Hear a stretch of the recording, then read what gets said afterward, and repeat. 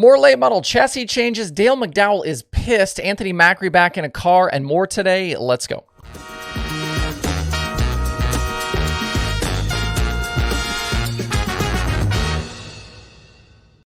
It's Sunday, September 3rd. I'm Justin Fiedler. This is Dirt Tracker Daily. A big week of late model action is on tap for Eldora Speedway. You've got the Baltus Classic tonight and then the 53rd World 100 starting on Thursday. If you're in the area to watch the action, or maybe you work on a team, be sure to visit our friends at Whistle Stop Bar and Grill. The Whistle Stop is located just south of the track, 6 miles down 118 in Ansonia, Ohio. Once you leave Eldora and head south, it's a straight shot there. You literally don't have to make any turns as the Whistle Stop sits right on 118, which is Main Street in Ansonia.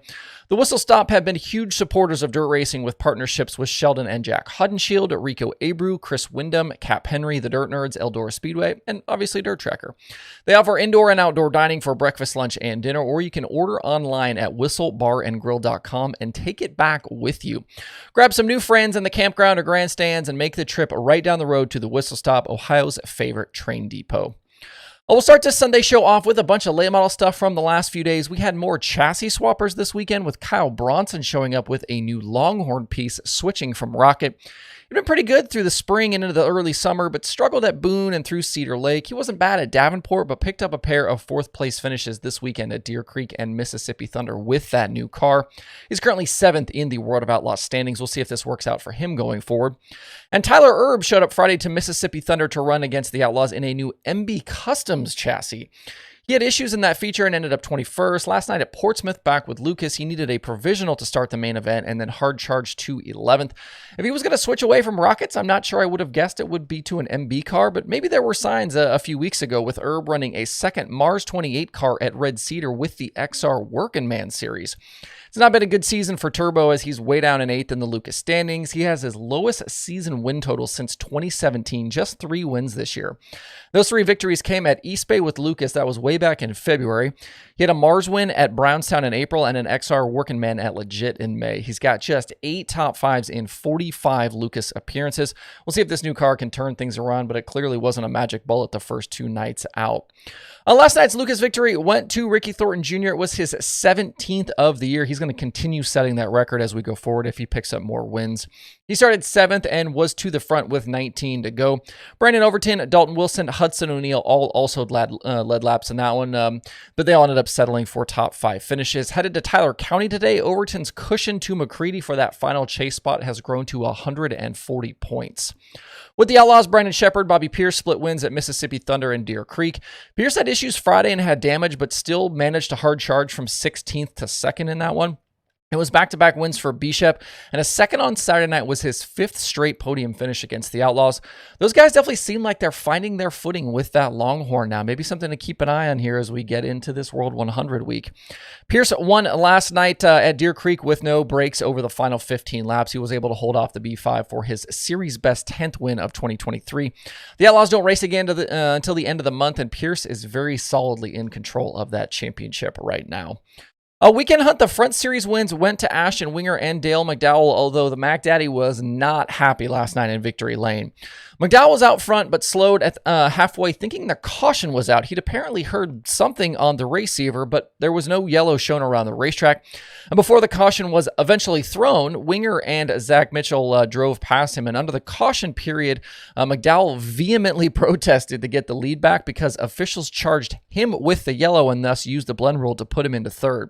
He eventually blended into 3rd for the restart, but picked up the win late when Winger got a flat tire with just a few laps to go.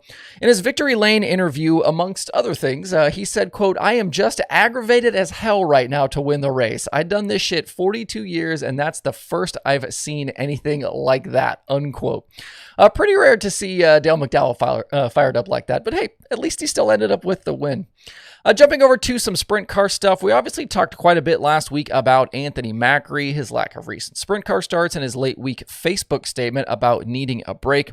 I had a bunch of people message me on Friday about this, but I'd heard earlier in the week we might see him back in a car. And Macri was in central Pennsylvania Friday and Saturday driving Bernie's Indy Race Part 71. He finished second Friday at the Grove behind Brent Marks and was third last night at Lincoln behind Freddie Raymer and Brent Marks.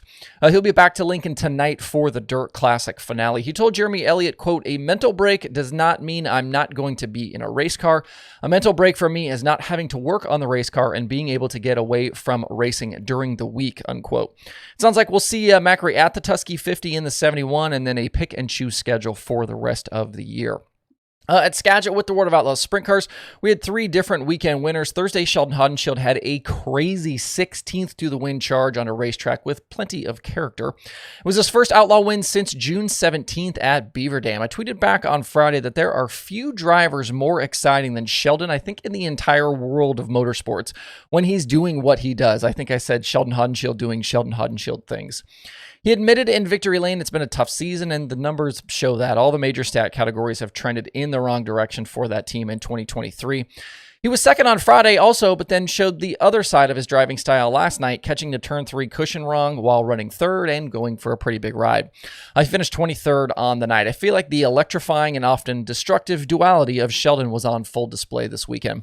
Rico Abreu picked up Outlaw win number 5 on Friday night, and Brad Sweet took down the big cash on Saturday, breaking a 20-race winless streak. Headed to Grays Harbor tomorrow, Sweet's championship advantage has been extended yet again. David Gravel had a solid weekend and is back to second, but Carson Macedo was outside the top 10 2 of the 3 nights. It's starting to feel more and more like Sweet is headed for 5 straight Outlaw titles. One quick aside before we move on, I might be in the minority here, but I love watching sprint car qualifying. Every driver gets a chance in the spotlight. They are hustling their butts off, and you usually get some good close-up shots of them sawing at the steering wheel. I'm here for it. I think it's great entertainment. While the Outlaw Championship gap grows, we had no real changes in the All-Star fight. Weekend Attica victories went to Kerry Madsen and Zeb Wise, but Tyler Courtney was second both of those nights. So with the Tuscarora 50 coming up next, the Owners' Championship battle is still just 8 points. Zeb and Sunshine have just the 3 nights at Port Royal, 2 nights at Fremont, and 1 night at Eldora left to settle this thing. For you midget fans, Zach Dahm, Jade Avedissian were weekend Xtreme Outlaw winners at Paragon. Jade has close to within 7 points of Cannon McIntosh for the Xtreme Championship. But I wouldn't sleep on Zach Dahm here. He's been on fire as of late and has 6 races to try and erase a 75-point deficit. The midget teams shift focus now today to Angel Park. They're going to race there tonight and tomorrow in USAC competition. Speaking of USAC, Saturday's Silver Crown at Ted Horton 100 went to Justin Grant. He led all but 1 circuit at DuQuoin. Logan Seavey clings to a 1-point lead in the standings over Cody Swanson with 3 races left. There's 2 at Eldora and 1 at IRP. Because it's a Labor Day holiday weekend, there is still a ton more racing to come, so make sure to stop by dirttracker.com/watch tonight to see what your streaming options are today. Hope you guys enjoy the rest of your Sunday. We'll see you right back here tomorrow.